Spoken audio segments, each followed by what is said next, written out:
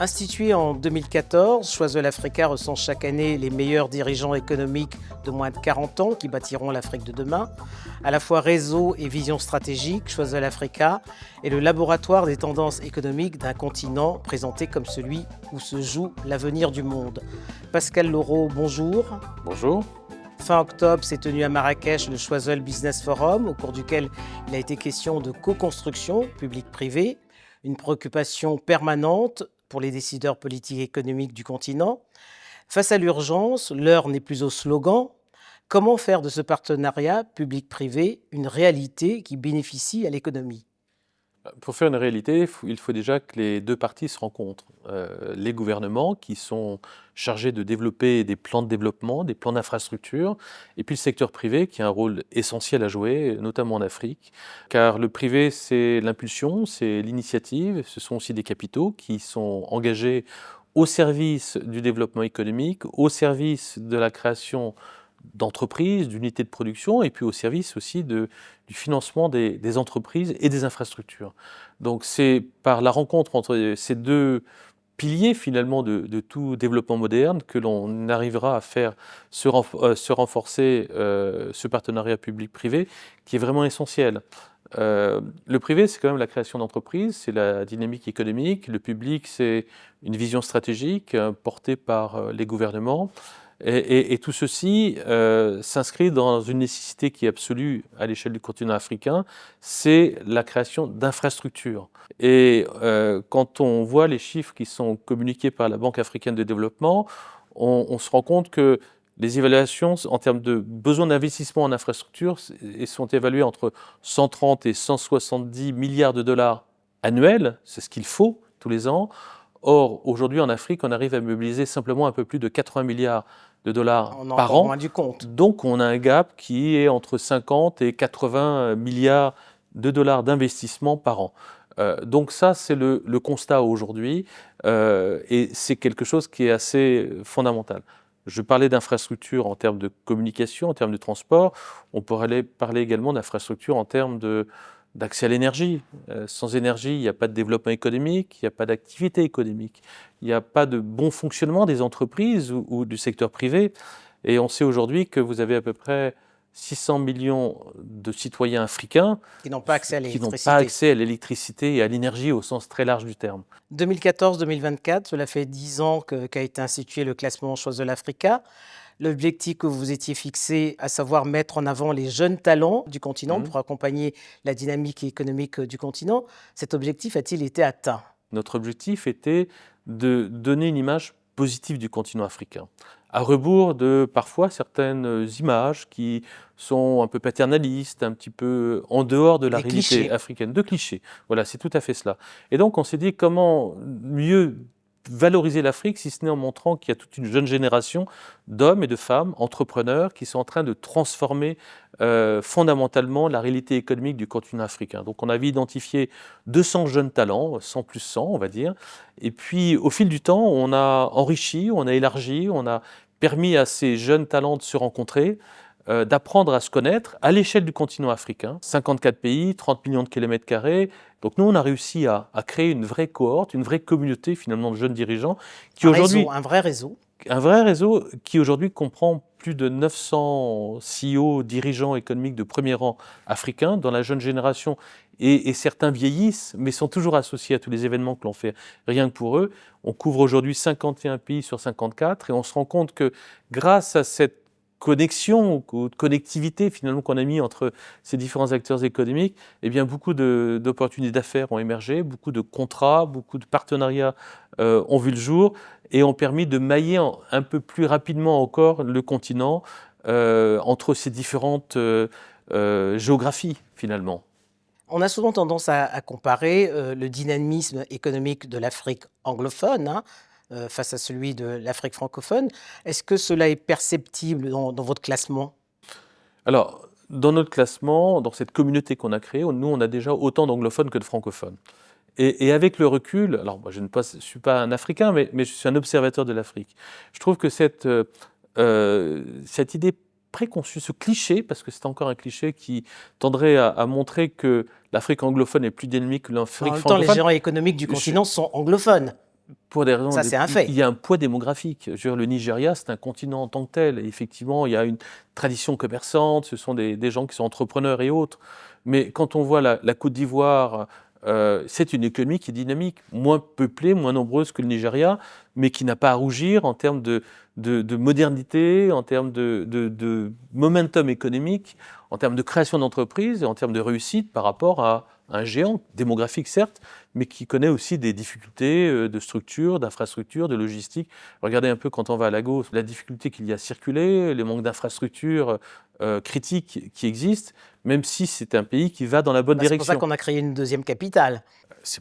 Vous avez tout à fait raison. Moi, je ne suis pas vraiment d'accord fondamentalement avec ce décalage qu'il y aurait entre francophones et anglophones. C'était peut-être vrai il y a une quinzaine, une vingtaine d'années, mais je pense que les francophones ont largement rattrapé. On peut par contre faire une différence d'accélération, non pas entre francophones et anglophones, mais peut-être entre certaines zones géographiques. L'Afrique de l'Ouest, aujourd'hui, est en train est un moteur économique. L'Afrique de l'Est aussi. L'Afrique centrale ou équatoriale, un petit peu moins rapide. L'Afrique australe, en tout cas dans son cap le plus au sud, connaît quand même des difficultés économiques, quand bien même l'Afrique du Sud ou la République sud-africaine est une grosse économie. Elle connaît quand même quelques difficultés économiques aujourd'hui. Il y a des problèmes d'adaptation et autres. Donc, je veux dire, tout ça, c'est différencié. Il y a l'Afrique du Nord aussi, mais non pas sur des bases, non pas sur des bases linguistiques, mais sur des bases plutôt régionales. Finalement, il y a des évolutions un peu cycliques. Il y a des zones qui sont à un moment plus en avance que d'autres. Ensuite, elles stagnent. D'autres prennent le relais, et ainsi de suite. Mais globalement, quand on somme un peu toutes ces régions, on se rend compte qu'il y a un vrai momentum économique à l'échelle du continent. Il y a une dynamique qui tire l'économie africaine vers le haut. Et je pense que c'est un élément dont on doit se réjouir. L'Afrique détient le plus grand pourcentage de PME créées par des femmes. Tout à fait. Il est de l'ordre de 27%. Quel est le poids des leaders féminins dans ce classement, Choiseul ? Alors, on a identifié quand même un grand nombre de chefs d'entreprise, de femmes qui avaient lancé leurs affaires ou alors qui dirigeaient des grands groupes ou des groupes de taille intermédiaire. Aujourd'hui, entre 2014 et 2024, on a vu le nombre de femmes augmenter de 50%. Donc il y a une vraie volonté, d'une part, de féminiser et de mettre en avant les femmes. Ça, c'est une volonté réelle, car les femmes dirigeantes se mettent moins en avant que les hommes dirigeants. Enfin, c'est pas simplement en Afrique, c'est partout. La femme est plus modeste, plus humble, plus en retrait, mais elle est aussi dynamique finalement qu'un chef d'entreprise masculin. Donc il y a cette tendance naturelle à ne pas se mettre en avant. Donc nous, on accélère un petit peu les choses, et puis on se rend compte qu'il y a de plus en plus de femmes qui sont bien formées, qui ont fait les bonnes études, qui se lancent également, qui sont à la tête de start-up. Donc il y a une vraie dynamique aussi féminine au niveau de l'entrepreneuriat. Et vous le disiez, je veux dire, quand on compare un peu, c'est les statistiques de l'ONU, je crois même de l'UNIDO, montrent que finalement l'entrepreneuriat féminin est plus accentué en Afrique qu'il ne l'est sur les autres continents. Donc c'est une belle réussite aussi. Pourquoi maintenir un Choiseul Africa alors que le monde est un village global et que votre ambition, c'est de rapprocher justement l'Afrique et l'Europe ? Alors, on a un Choiseul Africa, donc on fête nos 10 ans, on fête notre 5e anniversaire pour notre grand forum qui s'appelle le Choiseul Africa Business Forum, dont la 5e édition s'est tenue à Marrakech, c'était au début du mois de novembre. Et là, finalement, à travers ce grand événement, on rapproche aussi un peu l'Europe et l'Afrique, car on a des Européens, des chefs d'entreprise européens qui viennent. Mais en France et en Europe, on a aussi des communautés de Choiseliens. Et souvent, on met en rapport nos lauréats et alumni africains avec leurs homologues français. Pourquoi ? Pour permettre, à travers la jeune génération, des moins de 40 ans ou de ceux qui ont 45 ans parce qu'ils sont dans notre communauté depuis quelques années, eh bien de se réapproprier un peu une relation particulière entre l'Europe et l'Afrique, déconnecter un petit peu de tout ce qu'on a connu, France-Afrique et autres, il y a 20 ans, il y a 30 ans, il y a 40 ans, etc., sur des bases gagnantes, équilibrées, chacun moins politique et plus économique. Moins politique, plus économique, chacun étant l'égal de l'autre, et pour permettre à cette jeune génération de dirigeants africains et européens de se rapproprier nos relations sur des bases d'égalité et de gagnant-gagnant, je veux dire sur une base économique.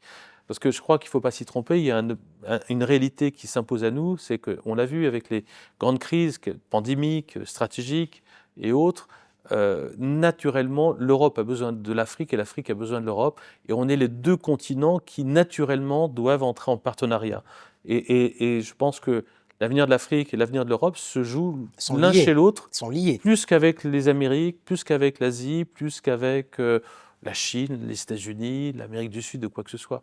On a une proximité géographique, culturelle, historique et des complémentarités et linguistique et des complémentarités économiques et naturelles qui font que ensemble, on peut être finalement la géographie centrale à horizon de 20 ou 30 ans. Alors, en parlant toujours de projection, dans 10 ans, que seront devenus les jeunes leaders que vous avez mis en lumière? Alors, ils sont déjà au cœur du pouvoir économique dans leur géographie ou dans leur écosystème respectif. Je pense que lorsqu'ils auront 10 ou 20 ans de plus, ils seront encore de manière beaucoup plus affirmée au cœur du pouvoir économique. Certains, vous savez, d'ores et déjà sont responsables ou présidents de leur patronat national. Certains sont devenus ministres. D'autres ont renforcé finalement l'emprise géographique à l'échelle régionale ou à l'échelle continentale finalement de leurs entreprises. On peut penser et on peut souhaiter finalement que tout ceci va se renforcer encore et qu'ils vont davantage structurer dans la réalité finalement quotidienne leur écosystème au bénéfice du développement économique de la ville où ils sont, de leur pays ou du continent. Et c'est vrai que cette zone de liberté, de libre-échange plutôt à l'échelle continentale, va être une formidable impulsion finalement pour s'ouvrir, pour aller au-delà de ses frontières naturelles et puis pour chercher, capter de nouveaux marchés, les structurer et faire en sorte que l'Afrique soit un continent où les opportunités sont encore plus nombreuses demain, beaucoup plus qu'elles ne le sont aujourd'hui. Dernière question, Pascal Leroux, le prochain rendez-vous pour Choiseul Africa, ce sera le sommet de Cotonou en 2025. Alors, tout à fait. Je présume que le choix du pays n'est pas le fait du hasard. Qu'est-ce que vous attendez de ce rendez-vous? Alors, on attend peut-être d'offrir une meilleure compréhension de ce qui se passe au Bénin. Le Bénin, c'est quasiment un laboratoire. Dans un pays francophone, d'ailleurs, et on voit que dans un pays francophone, on peut, en mobilisant les talents qui existent dans l'économie et dans le système local, on peut réussir avec une impulsion politique forte, avec un président fort, qui a une vision vraiment pour son pays et l'avenir de son pays. On peut faire des miracles, on peut créer un écosystème performant, on peut favoriser finalement l'émergence d'une classe d'entrepreneurs qui vont eux-mêmes tirer l'économie vers le haut. Donc on veut mettre en avant un peu tout cela, faire un point de fixation sur le Bénin et sur l'Afrique de l'Ouest au sens large. Je pense que ça sera un moment relativement important. Ça sera le 27, 28 et 29 février 2025 à Cotonou, dans le cadre d'un forum Choiseul. Donc j'invite tous nos téléspectateurs du continent à venir nous rejoindre. J'ajoute, si je peux me permettre, c'est qu'aussi on a créé un vrai hub économique à Abidjan, avec un partenariat stratégique avec le patronat ivoirien. On organise tous les ans un forum destiné aux CEO ivoiriens et de la sous-région. Et puis on a créé un club qui se réunit plusieurs fois par an à Abidjan autour d'une personnalité. On invite un peu l'écosystème abidjanais et de la sous-région finalement à venir discuter avec des personnalités qui font l'Afrique de l'Ouest. La prochaine réunion, ça sera le 4 décembre à Abidjan. Voilà. C'est demain. C'est tout à fait demain, dans quelques jours. Voilà. Merci Pascal Leroux. Merci beaucoup à vous.